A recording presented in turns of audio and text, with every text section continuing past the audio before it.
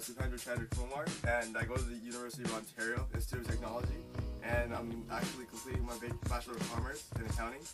And I just want to speak to you about my recent trip to New York. It was actually amazing. You could actually say that it was Toronto, America. And the reason for why I said Toronto is in New York, America, is because Toronto is a very multicultural, diverse city that we live in. Well, actually I live in.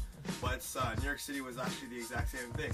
That's one of the reasons for why they are one of the most visited cities in the world, because they have a wide diversity of cultures that actually live there. For example, India, China, Italy, France, and Canadians actually live there also. Great. So just to start off my vacation, me and my sister, my parents, my grandparents, we all got ready to go to New York. We left 3 hours before our travel time. So as you know, the rush hour time in Toronto is horrible. And at the same time, security and making sure that the luggage is all ready, that takes a lot of time also. So 3 hours is the best way to go. So yeah, as we finally landed in New York, it actually felt like home to me, because right when I landed there and I was walking around the airports, I didn't even feel a cultural shock for me, because it was actually type of the same thing for me.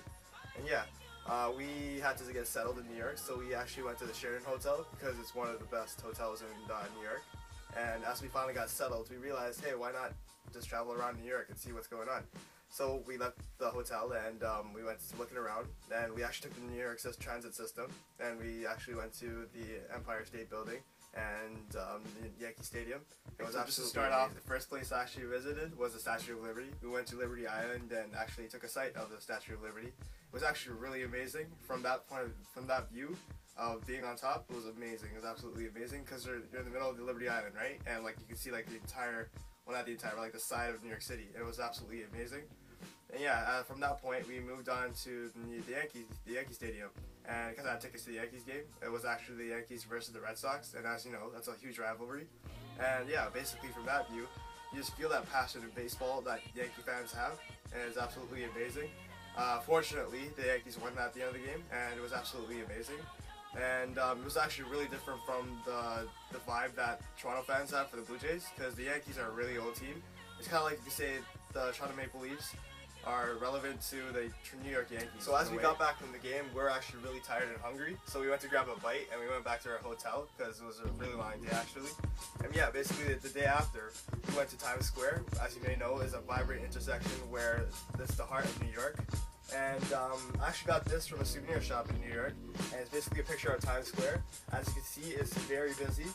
There's a lot of advertisements, just with lights everywhere. It's amazing. Just by looking at it, you know how much of a vibrant, busy place it is. And the smell there is absolutely amazing. I actually smelled food, and I'm a big food fan, and to me, that was, I just love the smell of food actually.